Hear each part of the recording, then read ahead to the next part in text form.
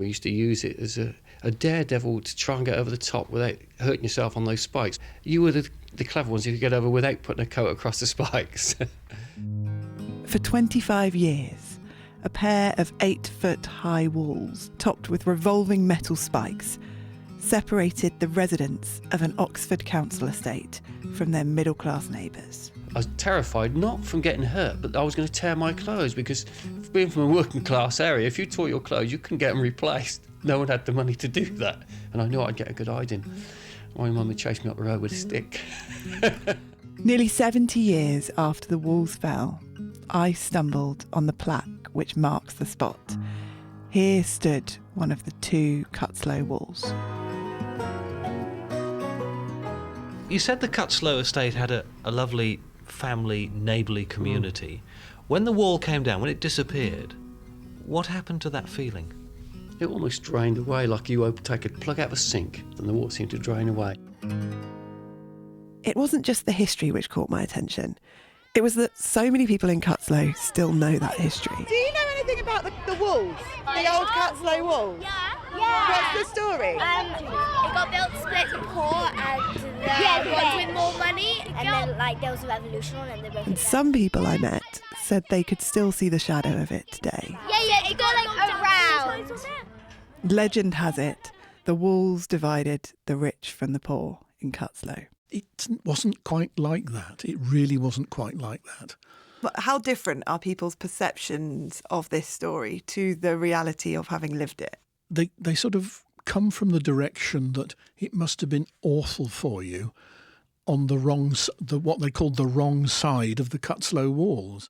I've traced what happened to a few houses in the shadow of the Cutteslowe Walls with the help of a man called Steve Griffiths.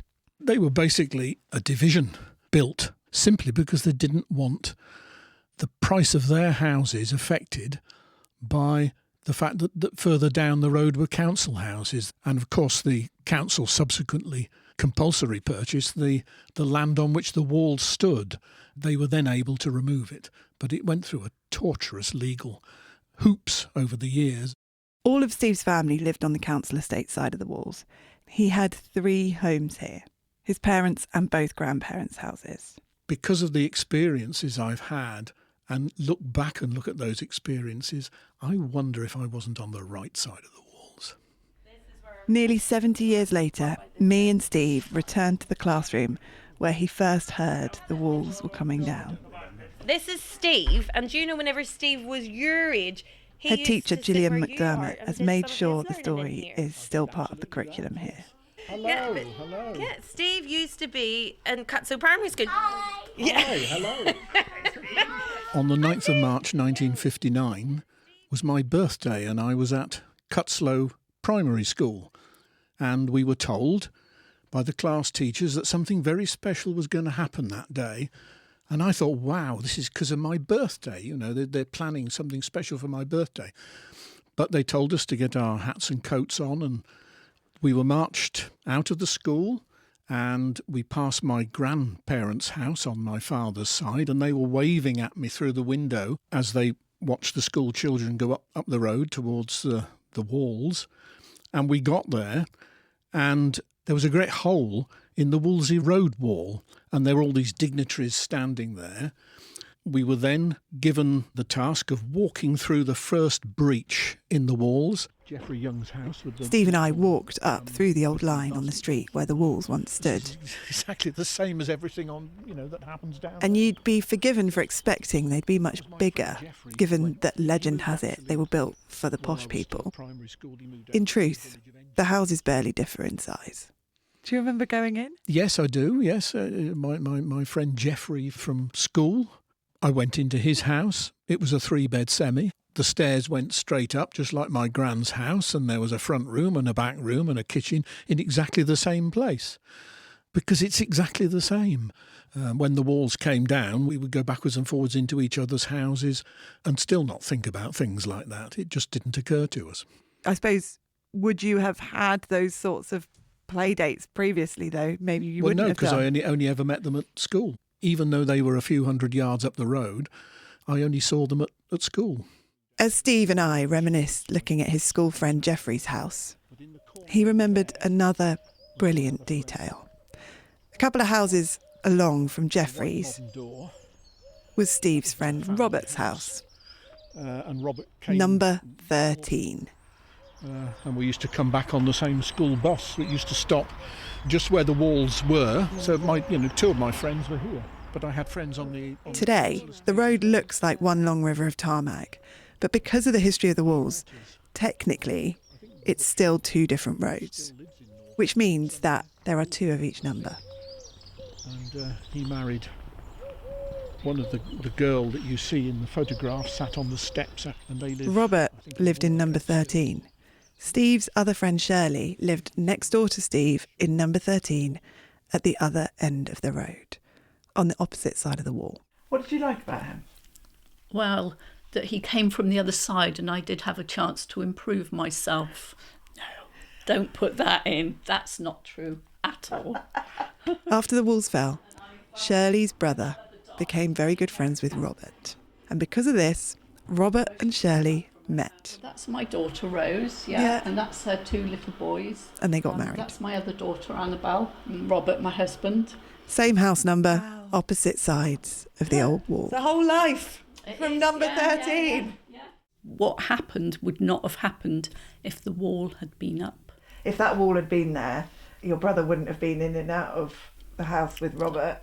They still would have been at the same school, but they'd have been getting off at different bus stops and he would not have been going up the road to go together to school. It's all chance, I think, really. Robert's family always rented, like everyone else here, until the urban housing company began to sell the properties off. They were all rented at one time, and my father was the same. They thought if you bought a house, it was a millstone round your neck. When the private housing was built, only 25% of people in Britain owned their homes. These private houses were not sold, they were rented. I don't think anybody that was wealthy probably would have bought somewhere in another postcode in Oxford, really. Maybe they wouldn't have wanted to be where there were a lot of rented houses. Thank you very much. In the archives, I found a recording of Shirley's father-in-law. And I said to Robert, is it him? Robert's dad. So I'm thinking, who lived his whole life on the posh side of the walls. One of the conditions laid down by the company, which you accepted when you took up one of these houses, was that you wouldn't come in and out of the house wearing workman's overalls or have a van outside with Briggs plumbers on it and things like that, which does seem rather extraordinary, but they were conditions which were accepted by people. Robert's grandfather was a painter and decorator. He was a high-class painter and decorator. And he went off in the morning with all his overalls in an attaché case on his bicycle. But if he'd turned up with a ladder on his shoulder and painter's overalls, that'd be at the end of the tenancy. Like so much in the British class system, what went on beyond the walls was really about appearances. And people talking it up. You know, it's perception. It's not what is, it's what's perceived, I think. On the council estate side of the walls, Steve's father worked in exactly the same trade. I mean, my father was a painter and decorator. That was his trade. But the story of the walls, which divided the painter-decorators with slightly different incomes, doesn't have quite the same ring to it as the walls which divided the rich from the poor. It does leave a legacy with you, I have to say that, in that instead of being inside looking out, then you begin to see what other people see, which you hadn't seen before. You didn't notice the wall, but people outside of the estate noticed the wall. That's exactly how I see it and saw it in the years after they came down. At the beginning of all this, I told Steve I'd find out what happened to the homes he grew up in. What would your hopes be for those houses today? Let's have a world now where we don't look down on people because they're in this social group or that social group. We got rid of that. The walls came down, keep them down. That's the message. We took a stroll to each of the houses where Steve spent his childhood. Does it? In scale, it looks much smaller than I remember. I mean, these... Up past the house which the council agreed Steve's family could have when his little sister was gravely ill, dying from cystic fibrosis.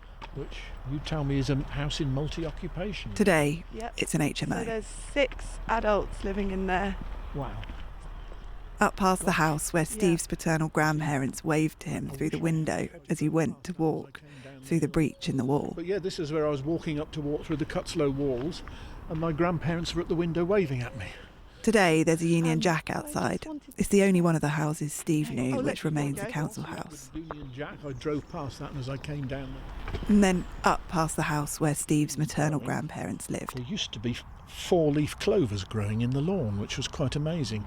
It's a lucky house. It must have been at the time, yes. Where today, John raised his family too.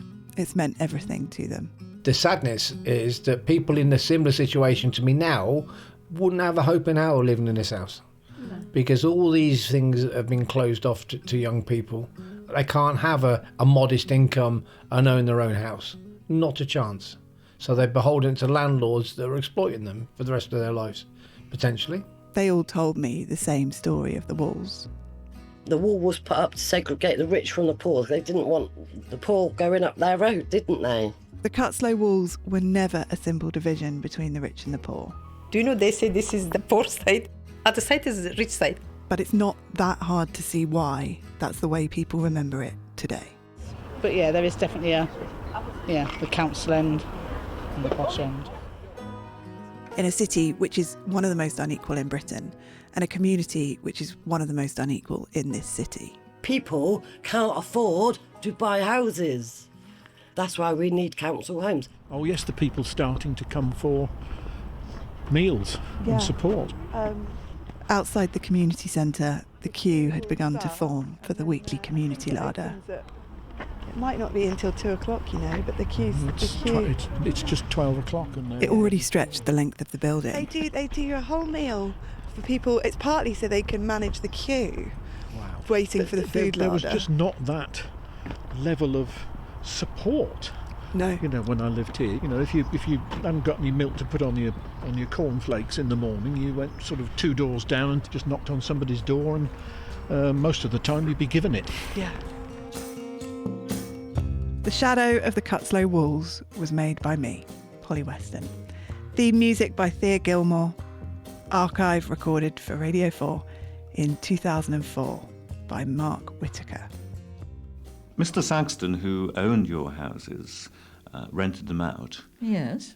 Claimed that he built the wall because it was protecting his business interest. He could get a better price and better rent with the wall there. So... Yeah, I should think that was true. Yes, I would think so.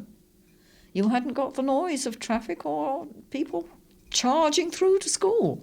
And you see, this did happen because the people that bought our house after the walls were down, they had to have the 2 apple trees, which we had so carefully planted, they had to have them cut down because every single apple was stolen for several years. After the walls came down? After the wall came down.